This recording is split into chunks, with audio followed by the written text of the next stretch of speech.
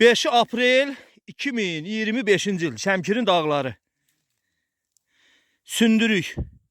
Bir adı Acı Pencər. Bir adı Qırxbüzük. Bak bak kardeşler. Güzel insanlar. Cəfərov Ramiz, Musayev bəylər, Abdullayev Turan. Çöl yoldaşlarımızdan gelmişik. Bax. Belə meşəlik bir ərazidə bitir. Gelmişik yığmağa. Kardeşlerin yeri məlum. Cəfərov səs elə. Oy bəli. Abdullayev var da sen. Evet, güzel. Kardeşler de buradadır. Bir tane kamerada düşür. Ha, yığılma qaydasını koy. Göstereyim. Bak kardeş, yığılma qaydası da. Aha. Bir tane bak.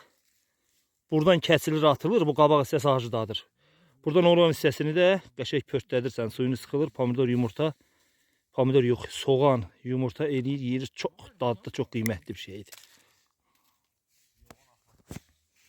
Ha, bax, belə bir şeydir. Ya Allah, Allah amanında görüşənə kimi.